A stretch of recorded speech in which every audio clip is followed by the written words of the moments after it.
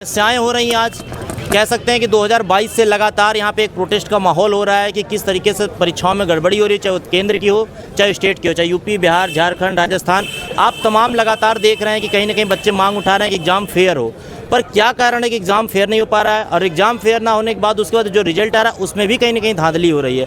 आइए जानते हैं। लगातार 2022 से मैं देखते चला रहा हूँ और करते चला रहा हूँ। आनंद जी हैं। आनंद जी लगातार बच्चों के साथ उनकी मांग उठाते हैं, जो कि खुद कहीं ना कहीं इस एग्ज़ाम से भी अगर नहीं होते फिर भी उस एग्ज़ाम के बारे में, ताकि बच्चों के साथ न्याय हो और देश के युवाओं के साथ खड़े रहते हैं। नमस्कार आनंद जी, पहले तो आपका मेरे चैनल बहुत बहुत स्वागत है और बहुत बहुत धन्यवाद मित्र। बच्चों के लिए आप हमेशा आवाज़ उठाते हैं, इसके लिए बहुत बहुत धन्यवाद कि आप अपने पैसे से अपने समय खर्च करने के बावजूद भी देश के लोकतंत्र के साथ देश के समाज तंत्र का भी आप उद्धार करते हैं। क्या आप देखते हैं कि ये जो रिजल्ट आया है आरओ का, किस तरीके से इसमें गड़बड़ियाँ, अगर आप मुझे दर्शकों को बता सके तो। बहुत बहुत धन्यवाद अविनाश जी। आप सबसे बड़ी बात है कि आप हमारे मुद्दों को उठा रहे हैं और मुद्दा भी हमारा क्रिस्टल क्लियर है और ये आरोप हमारा, मैं चाहता हूँ कि पहले आप आरोप लगाएं। गद्दी सीट चोर गद्दी छोड़। जी हाँ। अभी तक मैंने सुना था कि वोट चोर गद्दी छोड़, नया ही एक सीट चोर गद्दी छोड़। सीट चोर गद्दी ये आपने राहुल गांधी से लिया या राहुल गांधी जी आपसे लेंगे ये वाला दोबारा मुद्दा? नहीं, राहुल गांधी और हम जैसे सबसे बड़ी बात है कि वो भी एक व्यवस्था के खिलाफ लड़ रहे हैं और हम भी एक व्यवस्था के खिलाफ लड़ रहे हैं। ये मुद्दा राष्ट्रीय मुद्दा तो नहीं बन जाएगा? भी राष्ट्रीय मुद्दा तो बनना ही चाहिए। हर स्टेट में समस्या, भाई कहाँ समस्या नहीं है। बिहार में जिस तरीके से हमारे भाई बहन लाठी खाए, जिस तरीके से हाथ पर सबका टूटा, क्या वो जग जाहिर नहीं है? क्या मीडिया ने उसको वैश्विक मीडिया ने स्थान नहीं दिया था? क्या उसको विदेशों में उसकी निंदा नहीं हुई थी? तो उत्तर प्रदेश में इसके पहले भी हम लगातार मांग उठाते रहे हैं और लगातार छात्रों के लिए हम सब। एक चीज़ और मैं बताऊं, जैसे आपने कहा, मैं खुद एक छात्र हूं जी।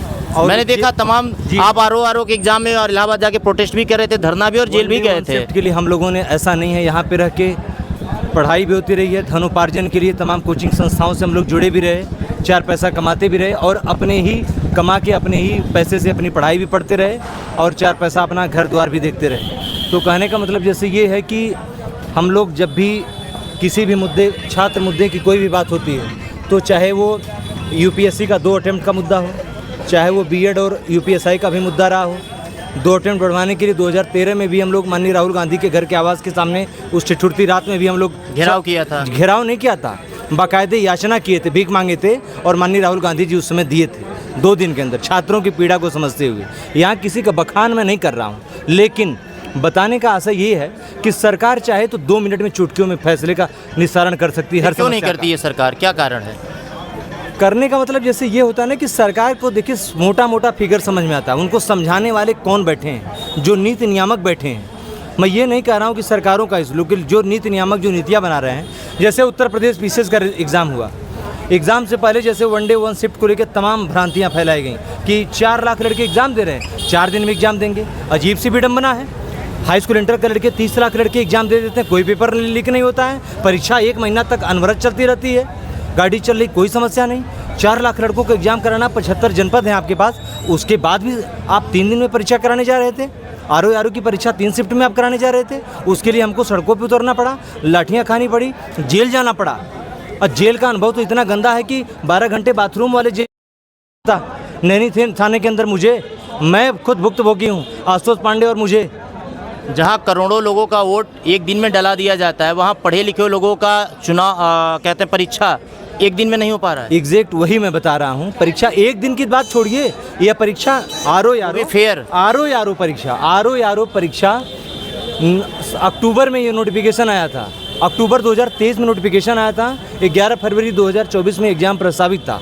एग्ज़ाम होता है, परीक्षा लीक हो जाती है। मुझे ये भी आशंका है कि जब परीक्षा लीक हुई तो जिस लेवल पे उस समय जो कि आप समझिए कि जो परीक्षा तंत्र को विफल करने के लिए हमेशा जो लोग लगे रहते हैं अराजक तत्व, वो अराजक तत्व तो मुझे ऐसा लगता है कि सीटों का जो उस समय बंटवारा किए थे उसी का असर इस 6000 के रिजल्ट में दिखा है।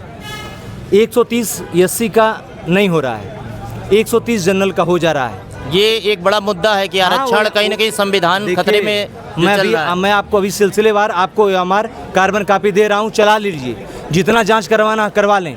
OMR तो गिना जाएगा ना, कार्बन कापी गिनी जाएगी ना, आयोग की दी हुई है, वो सब दिया जा रहा है। अरे आयोग तो आपत्ति मंगाता परीक्षा के बाद और आपत्तियों का निस्तारण नहीं कर पाता है। कितने प्रश्न डिलीट किया वो नहीं बता पा रहा है। यूपी PCS प्री का एग्ज़ाम, प्री परीक्षा का रिजल्ट आया, लंबित था। मेंस के 15 दिन के बाद उसने डेट लगा दी। जो परीक्षा प्रारंभिक परीक्षा पीसीएस का हाल हुआ था वही आरओ का हुआ है। जितना नंबर एससी का उतना ही नंबर जनरल का। एससी वाला बाहर है, जनरल का वो एग्ज़ाम दे रहा है। ओबीसी 134 में महिला का नहीं हुआ है, जनरल 132 में महिला का हो गया है, 139 जनरल महिला का नहीं हुआ है, 142 ओबीसी पुरुष का नहीं हुआ है। कार्बन कॉपी तो गवाह है ना जो आपने दिया है। खुद उसके उत्तरदायी तो खुद है वो। तो यही मैं कह रहा हूँ कि जिस परीक्षा को कराने में 2-2 साल लग जा रहे हैं, पेपर लीक नहीं कर पा रहे हो। ये सबसे बड़ा प्रश्न ये है कि यार मैं अब कई बार बोल चुका हूँ, फिर बोल रहा हूँ, कमीशन में 8 मेंबरान हैं, अध्यक्ष 2-2, 1-1, 1.5, 2-2 बीघे में आवास सबका है। फूल पत्ती अलग, गार्डन अलग, पार्टी करने का अलग, सोने का अलग, रसोइयाँ अलग, पूरा कक्ष बना के रखा है। उतनी अब आप सोचिए कि इतना सुविधाओं से पूरा लैस है। अब काम क्या करना है? पूरे साल भर में मात्र 150 प्रश्न पीसीएस का बनाना है और 200 प्रश्न आरओ को बनाना है। उसमें भी गलती भाई। कहीं पैसे का, हमारे जीएसटी का, हमारे टैक्सों का दुरुपयोग तो नहीं है भाई? 35,000 रुपये में, 35-36,000 रुपये में हम लोग कोचिंगों में पेपर बनाते हैं। ना लीक होता है ना एग्जाम, बच्चे एक भी क्वेश्चन गलत नहीं होता है, लिखते भी हैं, आंसर भी लिखते हैं, प्रूफ रीडिंग भी करते हैं, पेपर छपता आता है, एक को गलती नहीं। कहीं ये क्वेश्चन गलत करने का तरीका ये तो नहीं कि अपने लोगों को भरना है बाद में?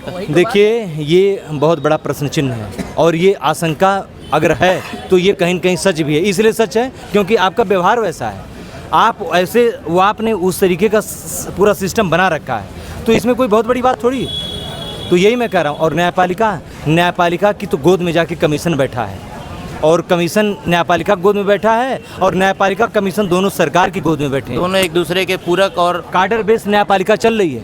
जजेस की बेंच है, कार्डर बेस है, कोई संघ से आया है, कोई फलाना से आया है, किसी का कोई बीजेपी का जिला अध्यक्ष है, कोई जो जज के जिस जज के बेंच में प्रतियोगी छात्रों का केस लड़ा है वो जज बीमार हो जा रहा है, वो जज छुट्टी पे है।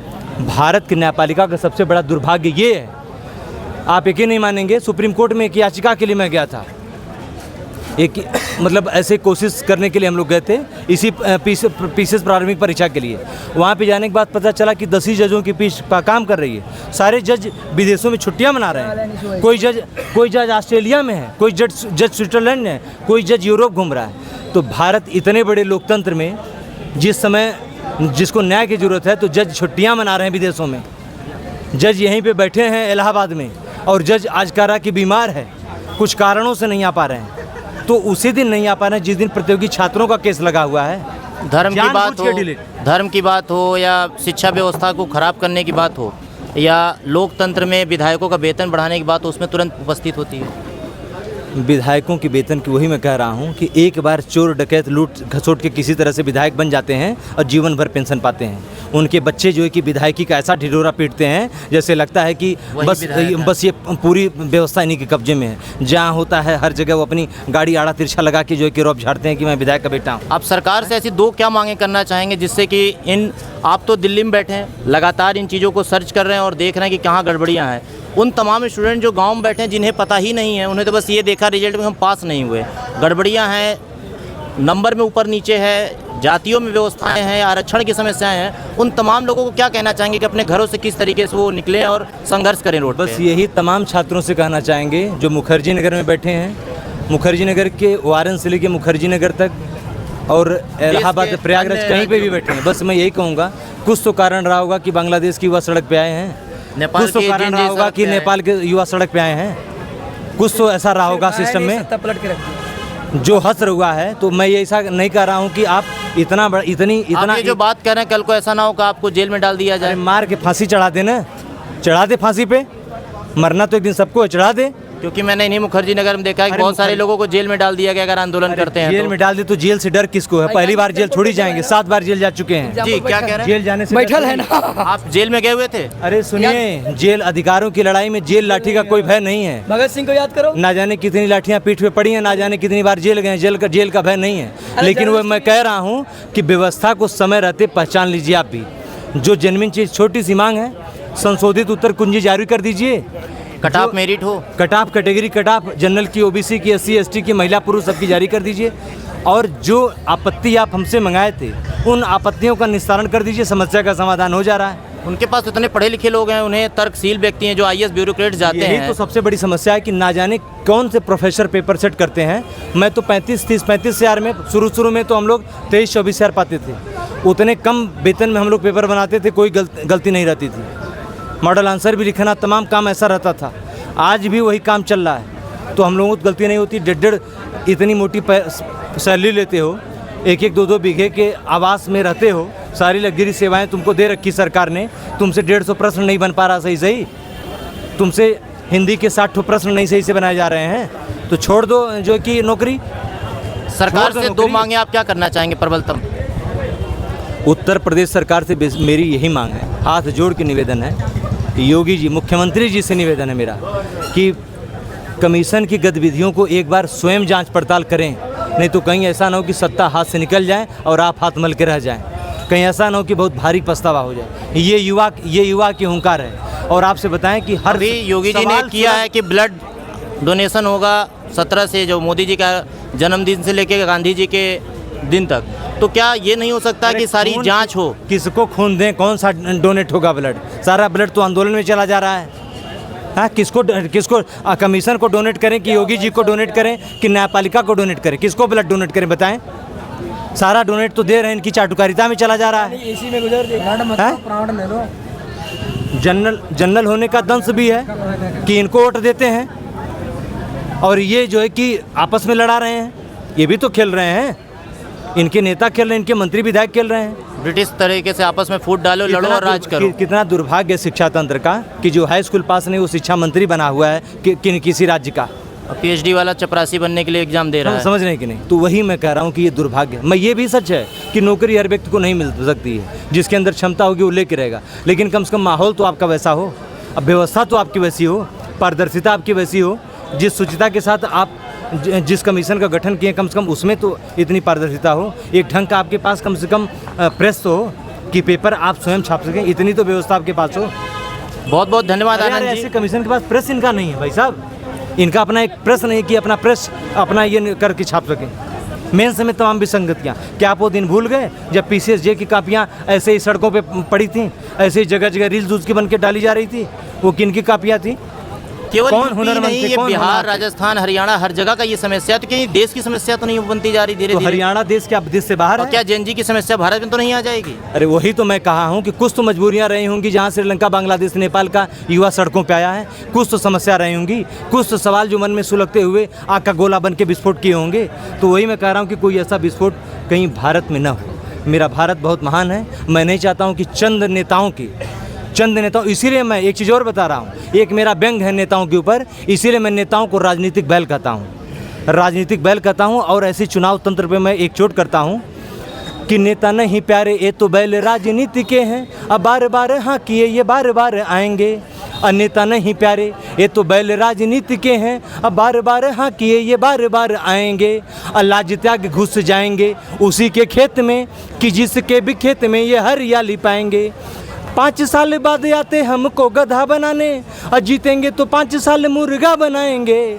और ऐसे ही चुनाव यदि होता रहा देश में तो एक दिन बैल सारा देश चर जाएंगे। बोलो भारत माता की। वाह, ये थे हमारे साथ आनंद जी।